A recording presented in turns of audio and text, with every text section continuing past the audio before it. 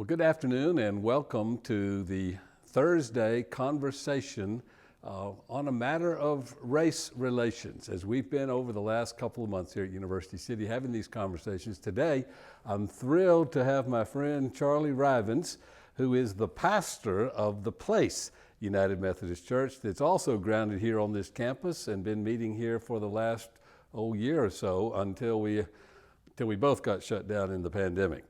But Charlie, what I wanted to say is that we've known of each other and respected each other as colleagues, as United Methodist pastors in this conference for years. But in the last couple of years, we've become friends, and I've learned some more about you and you're growing up, and you probably about me.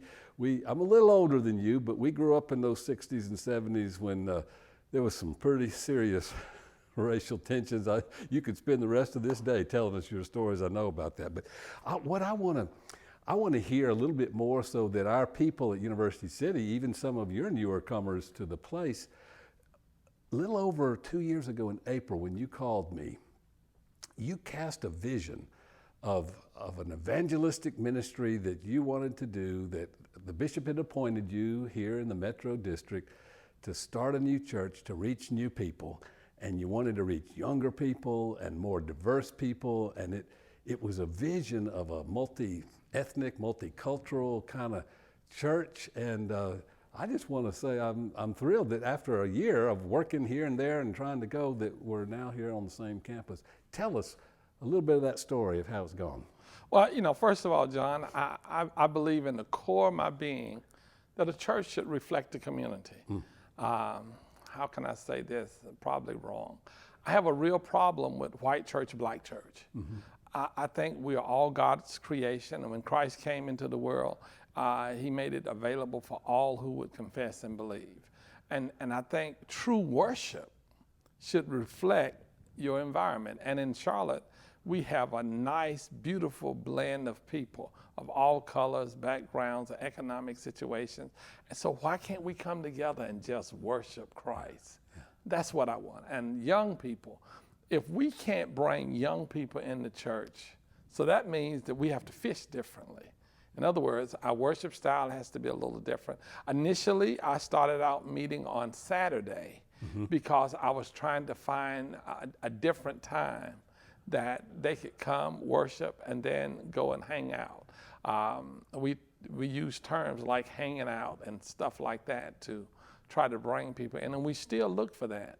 But my greatest challenge here in the South, John, was trying to get a few of our churches to lend me some of their members for 3 months, 6 months, so when you come in, you feel comfortable as a white person coming into a church that has a majority of blacks.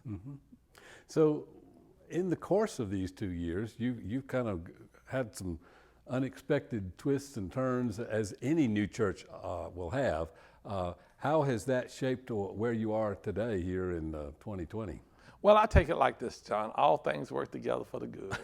and sometimes those detours, you could call them distractions. But if you trust God in all of this, then maybe he put us here to attract different people. And now I think we are here in this area at this time to learn from you, and you learn from us, so we can truly define or maybe redefine what United Methodist is. That is absolutely beautiful. That's in my heart as well. So we were just this close to having some deeper conversations about how we would share the mission and the ministry, including having some joint services occasionally, or doing mission work in the community, or music, or all kinds of ways of going into the world together. And then we got shut down. So you've been online with worship, we've been online with worship, and our conversations have kind of fallen by the wayside. So I'm curious at this point, as we've gone through this pandemic of COVID-19, and then a few weeks ago when George Floyd was killed, and the ugly head of the pandemic of racism reared itself up again, how are you doing as a person, as a pastor, and as a human being, as a black man in the face of all this? trying to start a new church that can't even come together? John, that's a mouthful. I'm doing. My new slogan is "I'm alive." But honestly, when the George Floyd situation hit the news, here we go again. And that may be offensive to some people, but for most blacks, we've seen it so often. We wonder how long would it last before they check it off the list. But you keep challenging us to go deeper. And I think if we would intentionally do that and have a series of comfortable and uncomfortable conversation, and sometimes it's very uncomfortable on both sides, but America was built on a melting pot of people, and we allowed the separation to keep America where it is now. America really could be so much better if we would just learn to just love people. We say that we are built on Christian principles. What if, John, what if we were really practicing Christian principles with everyone, not judging them? Could you imagine a second Pentecost where people are just coming together and they're worshiping? The lost come in because we're loving on them. The ones who are already transformed, they realize that they have to pay it forward because he loved me. And then all of this come together and start stirring up. John, you may mess up this section of town. Well, we're beginning a 4-week study of Derwin Gray's High Definition Leader, which is about building multi-ethnic churches in a multi-ethnic world. And I think it's going to open up some question marks. So like, well then, okay, if it's biblically based, now how are we going to practically implement it? And so coming back to the, as I said, we were this close to starting, we were having a block party or something this summer that just got laid aside for now. So, I mean, even in this pandemic, is there anything we could do, maybe with some folks from University City and from the place, that could take this conversation to a deeper level and get uncomfortable and go further so that we might actually unite and change this world for good? Any thoughts about what we could do given our changed circumstances?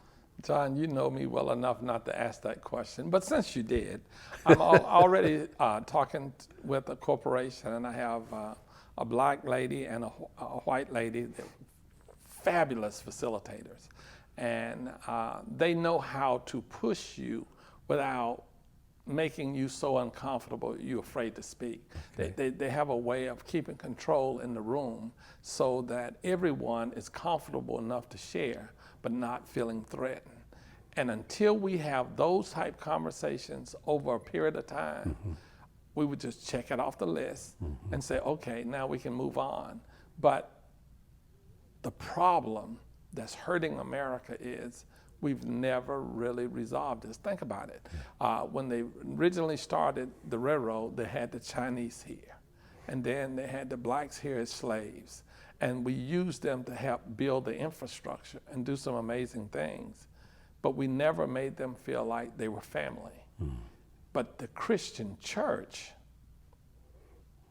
should make us all feel family. In the ministry of reconciliation that Paul talks about. Good word. See, and once we reconcile, all of us, blacks, whites, browns, yellows, we've all been hurt. But when we come together and realize we have a lot of the same problems, same issues, then we will love one another. One of my previous appointments, I dealt with some of the poorest people in Charlotte and some of the wealthiest people in Charlotte. But when you really start ministering with them in different environments, hurt is hurt, broken is broken, but love cures it all. And that's, we make so much about your skin color and your hair, well, my lack of hair, and my skin color. Why can't we make it about loving one another and just invite them all to the table and just have a great time? So I'm a little older than you, but we did grow up in a similar time. I'm curious, now, this time, with the racial tension that you sense in this country, is it the same? Is it different? Is what? It's the same and different, and let me explain.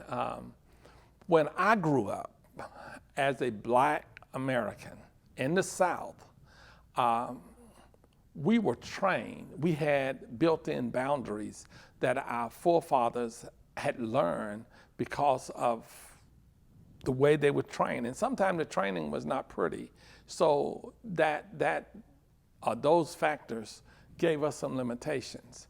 My 35-year-old son, I raised him and I told him education was important, and I wanted him to follow the boundaries that society had before us. And to be honest, racism wasn't as prevalent as it is now for a long time, and he never experienced that. And then all of a sudden, he's thrown back into my generation growing up, and he hasn't been trained. Yeah. He doesn't have the same boundaries. And so now it's for him, it's awful. Well, it's awful for me as well, because I don't understand why we are where we are today. But I do know this, that the good thing is we have lessons that we can learn from. You know, the United Methodist Church was intricate in the Underground Railroad. Mm-hmm. The United Methodist Church had a lot to do with trying to bring about equality. And so if we would just go back and study our history, and we see the same, and the difference is, if we're centered in Christ, we're called to love everybody. Yeah. I hope I answered your question. Yeah. Well, it's pretty obvious to me that there are disparities in opportunity that we have not addressed adequately, and we still need to be working. So it's one thing to have a protest and have a prayer rally when something bad happens, somebody's killed, and we go at it for a few weeks.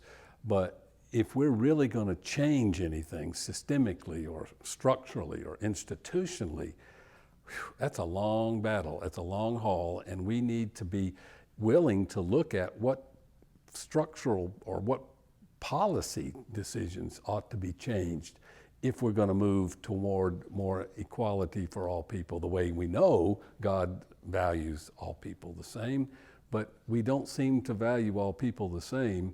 And if you look in healthcare, you can look in job opportunities, you just, everywhere you look, educational opportunities, we're not there.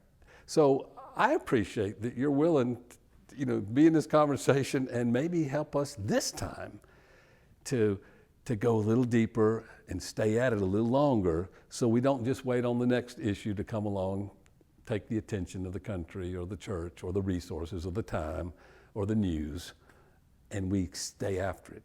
So maybe what we can do is think some more about maybe another conversation, because I have, and I'll leave you this question, maybe you can answer it today, and then we'll start making a plan of how we get some of our people from both churches to come together and to work, to study and talk and go deeper. But the question is, what do you wish white people knew? What do you long for from white people when you function and work as a United Methodist pastor? As a human being, I wish that white people would just take the time to get to know me. Guess what? We hurt the same, we bleed the same, we like a lot of the same things. And once you get to know me, then you'll see that, yes, my pigmentation is different from yours, but my heart's the same. Get to know me for me, and don't come at me with your preconceived notions and trying to put me in some presumptive box that you read. Get to know me for me. And I think if we did that, just like me getting to know you and getting to know people that I've encountered, then you realize he has a good heart, or If the person is bad, they have a bad spirit about them, then at least you know how to handle that. But you don't know that until you get to know me. All right. We're going to work on that. I like the friendship that's growing here, and it's moved beyond just being respected colleagues in our conference. And so we'll help our churches over these next few months, see where we can go together, be stronger, be better, a clearer voice in this community.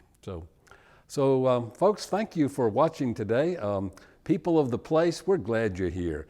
People of University City, I hope that you'll get to know Charlie as I'm getting to know him more, and then we'll figure out how to work as the United Methodist Church witness across the diversity of race and class and culture, and with the immigrants in our city that are coming in that are different from both of us, how we will embrace them all in the life and witness of the church. Let's go fishing. Let's do it. Let's go fishing for all of God's creation. Thank you, Charlie. And I think it'll be amazing.